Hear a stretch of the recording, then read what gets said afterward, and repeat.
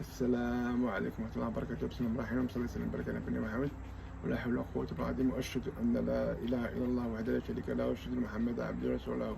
اللهم لا علم لنا إلا ما علمتنا، اللهم علمنا ينفعنا وانفعنا ما علمتنا زدنا علما. اللهم نسألك الإخلاص والتوفيق في كل شيء ونعوذ بك من خذلانك في كل شيء. أنت وليك القادر عليه. Alors ça là, vous allez bien, que tout le monde se porte bien. Donc voilà, donc cette vidéo, ce rappel, il est dédié à mon père et à tous les papas du monde entier, d'une manière générale. Pourquoi ça? On sait très bien que c'est-à-dire c'est ta mère après, c'est ta mère, après c'est ton père. Mais ceci dit, ça ne veut pas dire qu'il faut occulter et qu'il faut délaisser les pères. D'accord? Ceci dit, les mamans ne sont pas dispensées, ainsi que toute personne, de profiter de ce rappel. Billah tawfiq. Allah barakatallah. Donc on commence donc un petit rappel. Allah subhanahu wa ta'ala, il dit,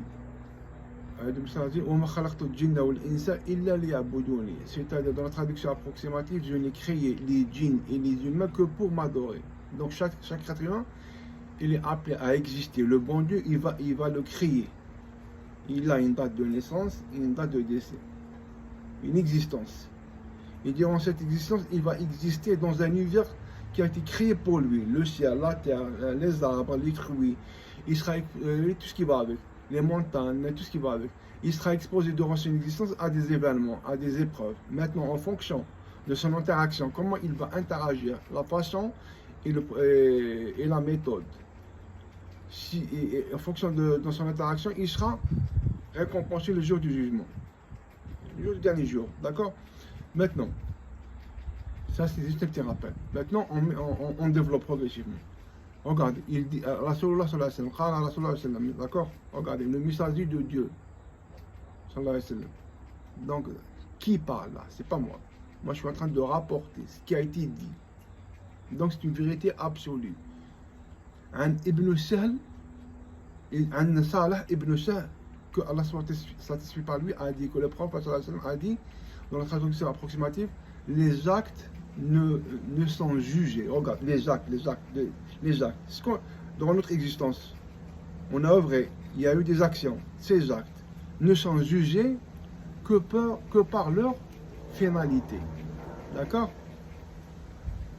Les actes ne sont jugés. Donc, le verbe souligné, juger, que par leur finalité. Alors, ce hadith met en lumière une loi fondamentale en islam. C'est-à-dire que la valeur d'une action n'est jugée que par sa conclusion. D'accord? La valeur d'une action, elle n'est jugée que par sa conclusion. En d'autres termes, quelle que soit la qualité du commencement de l'action, seule son issue finale qui déterminera son mérite. D'accord, là je suis en train de vrai. Maintenant par exemple, là ce que je suis en train de faire, ce qui sera jugé, donc c'est le mérite, c'est l'action finale.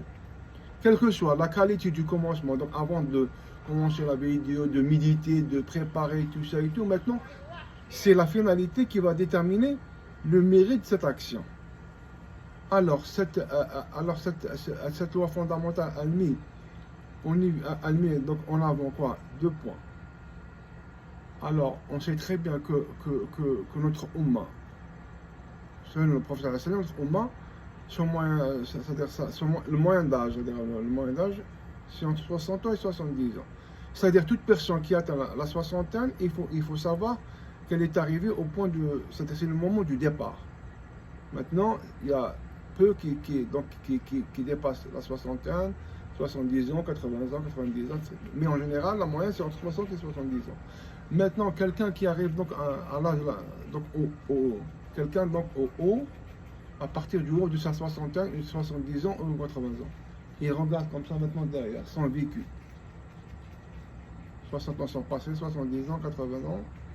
Et qu'est-ce qu'il regarde en avant, devant lui, pardon, qu'est-ce qu'il voit? Il va voir la tombe, forcément. Quand on a 80 ans, qu'est-ce qu'on va voir? On ne va pas voir maintenant la jeunesse, on va voir quoi? C'est une réalité absolue, c'est la tombe qui nous attend. À n'importe quel moment, c'est imminent, le départ est imminent.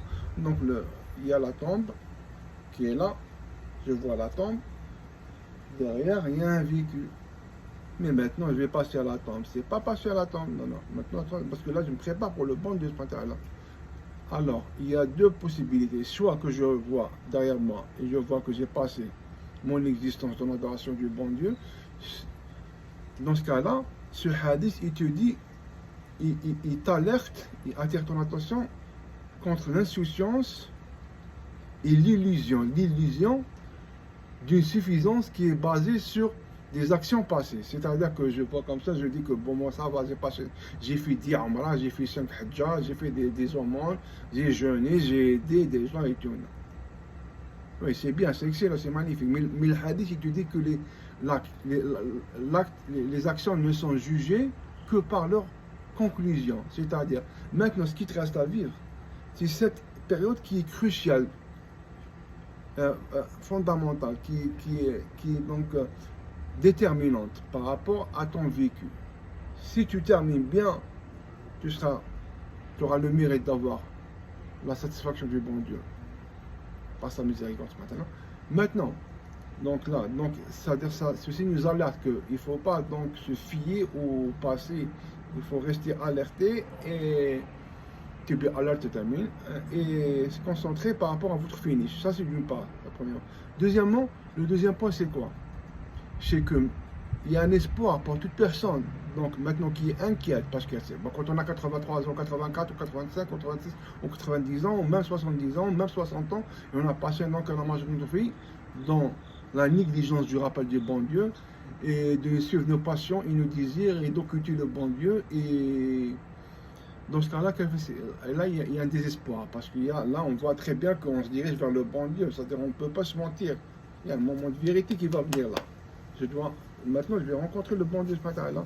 Alors, qu'est-ce que je vais dire? Qu'est-ce que je vais répondre? Alors, ce hadith, il ouvre la voie à un espoir immense. Alors, les actes, la conclusion des actes constitue un moment crucial dans l'existence de l'être humain, déterminant son devenir ultime. D'accord? Parce que là, quand on a 80 ans, il y a la tombe. D'accord? Dans la tombe, après, qu'est-ce qu'il va y avoir? On va rester dans la tombe 500 ans, 1000 ans, 10 000 ans, 1 million d'années, on ne sait pas là. Mais en tous les cas, ça sera plus que notre durée d'existence. D'accord? C'est qu'on n'est pas tout le monde. Après, donc imagine, disons que tu as passé 90 ans. Après, dans la tombe, ça sera donc 1000 ans, 2000 ans, 3000 ans. Déjà là que c'est insignifiant. 80 ans, c'est insignifiant par rapport à 5000 ans. Après, le jour du jugement, un seul jour, l'attente d'un seul jour, c'est 50 000 ans. Regardez, c'est 50 000 ans. Donc 90 ans, 5000 ans, par exemple. Supposons 5000 ans. Je sais pas. 50 000 ans, après, c'est l'infinité. Il n'y a pas. Le temps, c'est fini, c'est l'infinité. C'est insignifiant, subhanallah. 90 ans, 5 000 ans, ou 10 000 ans, ou 1 million d'années, 50 000 ans, infinité, il n'y a pas le temps. Ah, là, c'est inquiétant. Là, c'est inquiétant. Il faut savoir que tout ce qu'on a été, ce qu'on n'a pas réalisé durant notre existence, on pourra le réaliser d'une manière réelle, et encore mieux dans le paradis. C'est-à-dire, on peut tout rattraper, quel que soit, on peut tout rattraper. Mais, si je n'ai pas bien œuvré dans le sens du bon Dieu, dans le but de la satisfaction du bon Dieu, là, je ne peux pas le rattraper. C'est ça le truc. C'est-à-dire que tout ce que j'ai raté, actuellement, je suis en train de triste et préoccupé par rapport à ce que je n'ai pas réalisé, alors qu'en réalité, ce n'est pas été créé pour ça. Bah, je ne l'ai pas réalisé, mais ça ne veut pas dire que je ne vais pas le réaliser dans l'au-delà. Mais par contre, ce que j'ai raté, le rappel du bon Dieu, je ne peux pas le rattraper. Une fois dans la tombe, c'est fini, je ne peux pas le rattraper. Alors, il faut se focaliser, focus sur ça.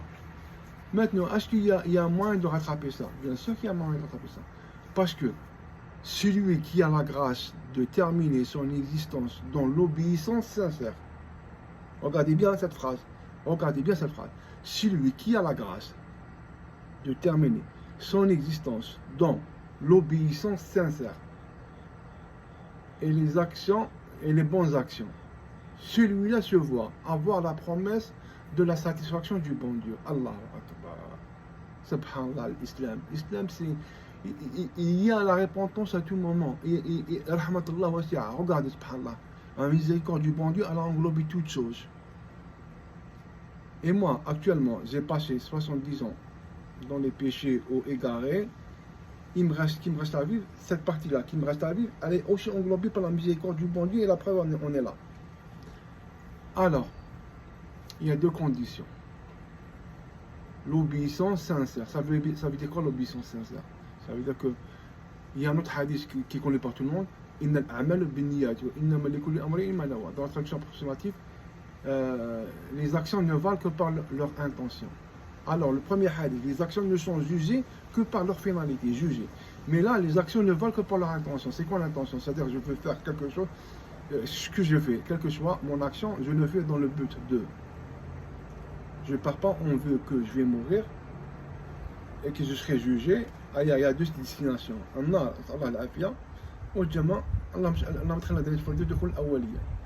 Alors je le fais dans le but d'avoir, à travers la musique du bon Dieu, la satisfaction du bon Dieu, afin qu'il m'épargne l'enfer et qu'il me récompense par le plus haut, par le Firdaus al-A'la. D'accord? Donc c'est ça l'obéissance sincère, c'est l'objectif, le mérite. Plutôt la valeur de l'action. Les actions ne valent que pour leur intention. Maintenant, le mérite, c'est en fonction maintenant de l'action et maintenant l'action. Par exemple, celui qui fait donc celui qui aide, par exemple, je sais pas moi, celui qui aide une personne étrangère, c'est pas comme celui qui aide un orphelin. La première, dans l'intention. C'est pour n'importe quelle action, mais le mérite, c'est en fonction du contenu de l'action, et de sa finalité, de sa conclusion. Aider une personne qui est aisée, et aider une personne qui est quelqu'un qui est orphelin, un enfant orphelin, c'est pas la même chose. D'accord. Alors maintenant, comment faire? Alors pour fructifier, pour avoir des actions d'une manière, c'est-à-dire très lucrative, dans le bénéfice. Alors là, on se réfère à qui? Au prophète sallallahu alayhi wa sallam, toujours. Alors là, c'est le hadith là, ici, en arabe, on va essayer de traduire. Alors, je donne d'une manière très succincte, très rapide, tous les points clés. Alors c'est Abu Umama radiallahu anhu, Abu Umama al-Bahili radiallahu anhu. Il a dit, il a rapporté, il a dit donc, c'est-à-dire il était là dans le rappel du bon Dieu. Et le prophète sallallahu alayhi wa sallam, il a remarqué que Abu Umama al-Bahili, il remuait ses lèvres. Il était comme ça, dire, par exemple. Bismillah, alhamdulillah. Donc il était dans le rappel. Regardez donc l'intérêt, regardez donc la bienveillance du prophète sallallahu alayhi wa sallam. Comment il éduquait ses compagnons en posant des questions. Pourquoi il posait des questions? Afin de les éduquer et de les encourager. Donc on voit ici très bien que l'apprentissage, ça passe pas. Il faut enseigner, il faut poser des questions pour voir le niveau et pour voir est-ce qu'il y a des déficiences, est-ce qu'il y a des défaillances, pardon. Auquel cas il faut corriger, ou si c'est bon, auquel cas il faut compléter et encourager. Alors on lui a posé la question. Imaginez là, donc le prophète il faut se projeter, il faut vivre ça. Donc il a posé la question à Boumak, qu'est-ce que tu es en train de faire? Alors moi il a dit, donc il a répondu, je suis dans le rappel du bon Dieu. Moi je sais très bien le prophète que Abou Mama, il le fait dans le sens de sinon obéissance sincère, dans le sens de plaire au bon Dieu et d'avoir le maximum de récompense. Alors le prophète il lui a dit, dans la traduction approximative, n'es-tu pas intéressé de connaître une action, regardez, une action qui est de loin plus bénéfique et plein de sens que ce que tu es en train d'invoquer maintenant. C'est-à-dire, regardez là, il ne lui a pas dit directement ce qu'il fallait, il ne lui a pas dit la formule directement. Bien au contraire, il a éveillé quoi? Il a suscité en lui la curiosité et le désir et l'enthousiasme. Pourquoi? Parce que regardez l'âme, le nafs, elle est créée, elle est fainéante. L'âme, elle n'aime pas l'effort. Et l'âme, donc c'est quoi le moyen ici? Et l'âme, elle ne fournit à l'effort que s'il y a un intérêt. C'est-à-dire, s'il y a un enthousiasme, l'âme, elle a ce désir, elle a un intérêt, elle va bouger, parce que l'âme, elle a la perfection pour elle-même.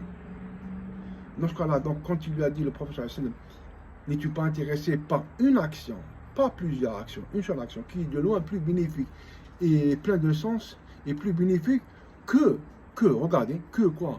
Que l'évocation de nuit et de jour. Allah Akbar. C'est-à-dire, une seule action, elle a plus de sens et plus de bénéfices, qui est plus lucratif que l'évocation de nuit et de jour que demande le peuple. Alors, qu'est-ce qu'il lui a dit? Bien, oh, que oui, prophète. Il s'agit de Dieu, bien sûr. Comment? Subhanallah al-Adim. Alors, le prophète, il lui a dit, donc, dis, Alhamdulillah, alors, ça veut dire quoi, Alhamdulillah?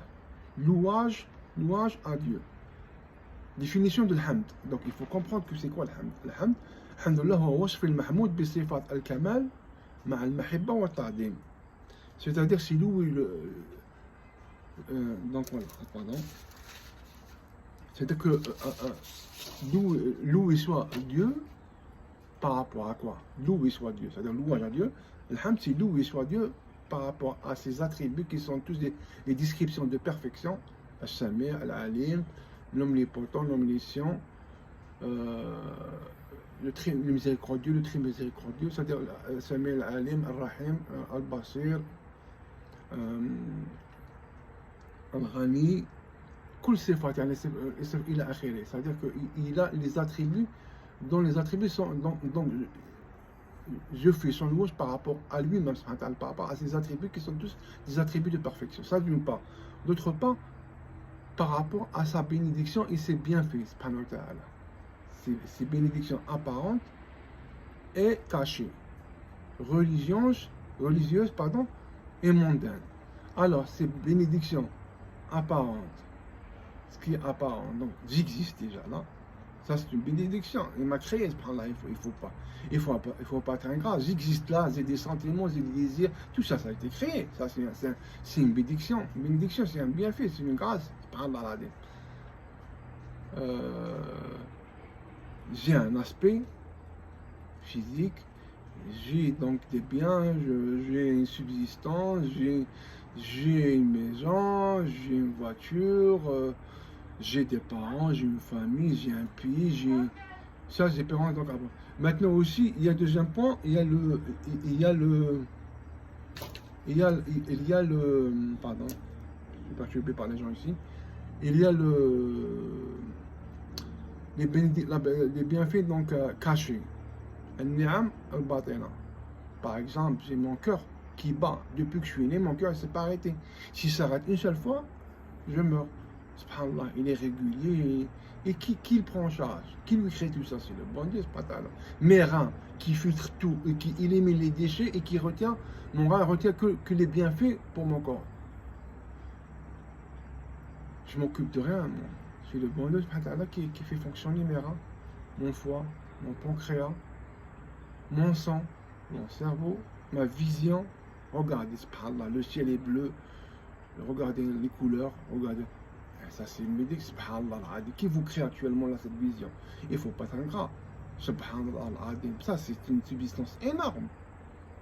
Le non-voyant, il comprend. C'est lui qui a perdu cette subsistance qui la reconnaît à sa juste valeur. D'accord. Donc c'est l'hamdou, c'est ça, mais avec amour. Je ne peux pas dire l'hamd sans ressentir l'amour envers le bon Dieu et le glorifier. Parce que tout louage sans amour et sans glorification, ça s'appelle de la flatterie. Et ça, c'est de l'hypocrisie. Parce que moi, je peux, devant un tyran, par crainte de donc qu'il me fasse du mal, je peux donc le flatter, lui dire bon, tu es le meilleur roi au monde, tu es donc très gentil, très compétent, très intelligent, blablabla, comme Charlot ici, donc il aime les compliments, quelqu'un de narcissique. Mais c'est un mensonge, je le dis pour éviter son mal. Ou le caresser dans le sens du poil, si j'ai besoin de quelque chose, et c'est lui qui la détient. D'après mon religion, bien sûr. Donc je peux lui dire, donc, Charlot, vous êtes le meilleur président, vous méritez donc, je sais pas, vous méritez donc le prix de Nobel de la paix. Il va entendre ce qu'il a envie d'entendre. Ah, donc il va dire, tiens, allez, tiens ça, tu mérites ça. Et ça, donc c'est. Mais je le dis pas avec amour et glorification. Donc c'est pour ça, donc, de louange du bon Dieu, il faut qu'il s'accompagne avec amour et glorification. Si c'est le cas là, donc là, la forme, elle est complète. D'accord? Elle est complète. Maintenant, ce qui m'intéresse maintenant, c'est les biens. Donc le sens, il est complet. Maintenant, ce qui m'intéresse, dans ma. Ça, c'est ma. Supposons, non, il m'a dit, ça, c'est ma page. Les anges. Donc l'ange, qu'est-ce qu'il va écrire? Le nombre. Est-ce que c'est une fois? Parce que le prophète, il a dit une action qui est plus bénéfique que l'évocation de nuit et de jour. Là, c'est une évocation, donc une seule. Donc une seule formule, c'est-à-dire que là, le sens complet de louer soit Allah ou Dieu,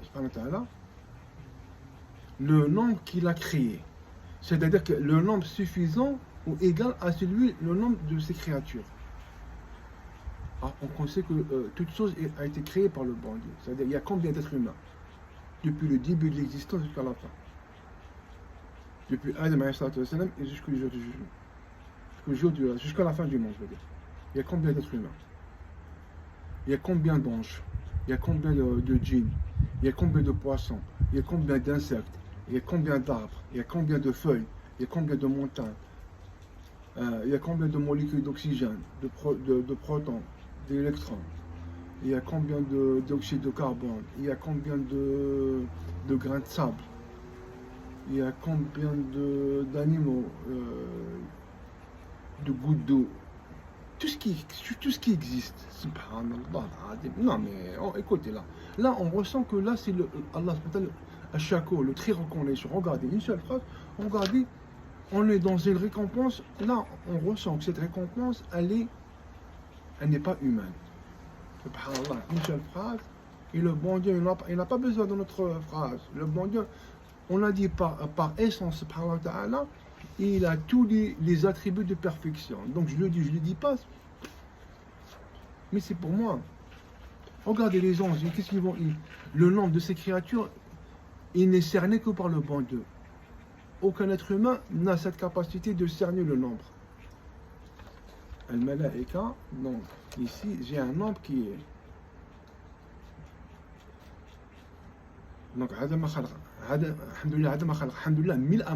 maintenant, c'est-à-dire dans le sens qu'on essaie d'imaginer là donc imaginer bon, l'explication pour approcher le sens. Imaginez que Alhamdoulilah c'est un corps, d'accord? Il faut combien de corps pour remplir cet espace? Parce que le bon Dieu il a créé les 7 terres, les 7 cieux, les mers, les océans, l'espace. Il faut combien de sous forme de corps pour remplir cet espace? C'est ce nombre. Donc, après, c'est-à-dire louange à Dieu, le nombre suffisant. Alors, on a écrit ici, pardon. Alors, le nombre suffisant le nombre suffisant de ces créatures. Alors, le nombre suffisant de tabac, les aléas du direct. Le nombre suffisant. Alors, autant de fois qu'il y a de créatures sur la terre et au ciel. Alors, est-ce que vous savez que il y a la distance entre le premier ciel et le deuxième ciel, c'est quoi? C'est une distance c'est un voyage de 500 ans, 5 siècles. La distance entre le premier ciel et le deuxième ciel, c'est 5 siècles. Et entre le deuxième siècle et le troisième siècle, troisième siècle, c'est 5 siècles. Et ainsi de suite, jusqu'au 7e ciel. Mais à la vitesse de quand, on ne sait pas. On prend maintenant juste le premier ciel. On sait très bien que dans notre galaxie, la distance entre le Soleil et la Terre, si on sait que la vitesse de la lumière, elle est de l'ordre de 300 000 km à la seconde, la vitesse de la lumière, elle est de l'ordre de 300 000 km par seconde. 300 000 km par seconde. Il faut combien de temps pour parcourir la distance entre le Soleil et la Terre? 8 minutes 20 secondes. Alors imaginez, calculez, faites le calcul. Il y a combien de créatures dans cet espace-là? Le nombre suffisant, le nombre de ces créatures. Sur Terre, il y a 7 terres et 7 cieux. Sachant que la distance entre le Soleil et la Terre, elle est de l'ordre donc 8 minutes 20 secondes, sachant que la vitesse de la lumière est de l'ordre de 300 000 km à la seconde. Alors imaginez donc, ça c'est le premier ciel, et ça c'est notre galaxie. Vous savez il y a combien de galaxies dans le premier ciel? Il y a des milliards de galaxies. Allahu Akbar. C'est-à-dire, c'est un nombre que seul le bon Dieu peut le cerner. Alors, imaginez donc ici, comptabiliser le nombre de Alhamdulillah que vous avez prononcé. Après, il y a Alhamdulillah, Alhamdulillah, mil'a ma fi al-ardi wa samawati. C'est-à-dire, Alhamdulillah, en nombre suffisant pour remplir cet espace. Qui est un espace qui est. Donc, on l'a dit, donc je vous ai donné un exemple pour comprendre à peu près, pour vous situer. Après, c'est la fin, non. Alhamdulillah, adil mahsa kitabu. C'est-à-dire, Alhamdulillah, au nombre de ces créatures qui sont dans l'Awh al-Mahfouz, c'est-à-dire dans la tablette préservée. Sachant que chaque chose a été créée, qui sera créée ou qui est créée, elle est créée par les étapes du Qada ou al-Qadar. Donc tout a été prédestiné et écrit dans la tablette préservée, l'Awh al-Mahfouz. Depuis Adam alayhi salam jusqu'à la fin du monde. Donc il y a combien au nombre égal au nombre de créatures dans l'Awh al-Mahfouz. Après, alhamdulillah, mil'a mahsa kitabu, c'est-à-dire, alhamdulillah, louange à Dieu, loué soit Dieu, au nombre suffisant pour remplir le nombre de ses créatures. Après, alhamdulillah, ada kulli shay, c'est-à-dire, loué soit Dieu, au nombre de toutes choses. Vous savez, de toutes choses. Je prends par exemple, juste moi, depuis que j'ai existé. Bon, dans mon corps, il y a quoi? Il y a des cellules. J'ai plus de 100 000 milliards, pardon, 100 milliards de cellules. Imaginez. Et chaque cellule, elle a un cytoplasme, elle a donc un noyau, et le noyau, il y a des acides aminés, il y a des protons, il y a des électrons. Donc regardez, donc on était dans 100 milliards, maintenant, chaque milliard, donc il contient, chaque unité contient des centaines, des milliers, voire des milliards de constituants. Combien d'oxygène, molécules d'oxygène j'ai respiré au cours de mon existence? Et combien d'hémoglobine? Combien de protéines? Combien d'acides aminés? Combien de battements de cœur? Combien de paroles prononcées? Tout ça a été créé, c'est une création. Combien de silences? Combien de fois, donc, le nombre de... Regardez l'espace que j'ai, l'espace dans lequel je me trouve. Les molécules d'oxygène, l'unité de la composition de chaque chose, le nombre de gouttes d'eau que j'ai bu, que j'ai utilisé pour me laver, le téléphone que j'ai acheté, là, que j'utilise maintenant, il est constitué par quoi? Chaque constituant là, ils ont été créés. Alors après, il y a combien d'êtres humains comme moi? Après, combien donc les animaux, les insectes, poissons, les anges, les djinns. Et c'est toute chose qu'il a créé le bon Dieu. C'est-à-dire que là, c'est un rappel, c'est extraordinaire. Celui qui dit ce rappel, regardez, tu le dis une fois, regarde. Alhamdulillah, adma khalaq, alhamdulillah, mil'a ma khalaq, alhamdulillah, adam sama'a al-ardi, alhamdulillah, min sama'a al-ardi, alhamdulillah, adam ahsa kitab, alhamdulillah, min ahsa kitab, alhamdulillah, adam kulli shay, alhamdulillah, min kulli shay. En seconde, tu as un nombre, subhanallah al-adim, c'est-à-dire que les actions ne sont jugés que par leur conclusion. Regardez là, quelqu'un là, disons que quelqu'un qui est dans, disons, 80 ans, il est âgé de 80 ans, 83 ans, 84 ans, whatever. Ce qui lui reste à vivre. On va dire avec ce rappel. Est-ce qu'il le dit une seule fois par jour? Non, tu peux le dire autant de fois que tu veux. Et à chaque fois, tu as le même récompense, la même récompense, voire plus. Comment ça plus? Ah, subhanallah, Allahu Akbar. Allah est plus grand. C'est pour ça, celui qui échoue au jour du jugement, ça veut dire qu'il a fait de manière préméditée. Parce qu'avec toutes ces solutions et toutes ces possibilités, avec ça, il n'y a pas d'angoisse. Celui qui connaît ça, il n'y a pas d'angoisse. Quand on sait ça, je sais que je le dis 10 fois, si je le dis 100 fois par jour, regarde, je rattrape tous les gens, tu rattrapes tout mon passé béni là, tu rattrapes mon existence. Et je la dépasse de loin. Si vous dites donc, c'est une ouverture, donc c'est une ouverture, c'est une fenêtre pour nous de nous rattraper. Subhanallah al-Azim. Inch'Allah, donc ce sera bénéfique à tous les papas, à tous les êtres humains, femmes ou hommes, personne âgée ou un jeune, dans le présent, dans le futur, Ya Rabbil Alamin. Allahumma sta'amina la tastabdilna. Maintenant, Allah seul moi je n'étais rien. C'est-à-dire que là, le bon Dieu, il m'a utilisé, il m'a créé ça pour transmettre ce message. Maintenant, le bénéfice, il est créé, seul le bon Dieu, donc le succès, c'est seul le bon Dieu qui le détient et qui vous le donne. Personne. Personne ne peut contribuer, ne peut participer à ça. On fait les causes, maintenant les causes sont dénuées de toute capacité, qadra, la capacité de créer. Et le bénéfice, ça appartient au bon Dieu spatial. Là, on a fait les causes, c'est fini. Maintenant, Inch'Allah, Ya Rabbil Alamin, que vous allez récolter le maximum de bienfaits.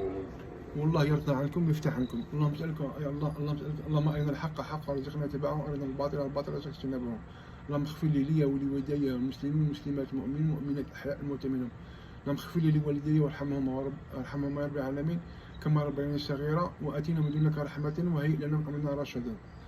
اللهم اغفر وارحم واحفظ بما تعلم انت العز والاكرم. ربنا اتنا الدنيا حسنه وفي حسنه قنا عذاب النار. اللهم ارحم انت محمد، اللهم اصلح انت محمد، اللهم فرج على انت محمد. اللهم اعلنا عجائب بعقوبتك في اعدائنا. اللهم احسنا قبل ما توفانا. اللهم اغفر لي ذنوبي كفر عن السيئات وكفر مع الابرار. اللهم امتنا مسلمين حين مسلمين الحقنا بالصالحين غير خزاين ولا مفتونين. انت ولي دينك والقادر عليه. اللهم ارضى عنا وثبتنا حتى نلقاك وانت راضي عنا. انت ولي دينك القادر عليه، والحمد لله رب العالمين. سبحانك اللهم وبحمدك لا اله الا انت استغفرك واتوب اليك. واخر دعوه الحمد لله رب العالمين والسلام ورحمه الله وبركاته. شكرا. ثانك يو.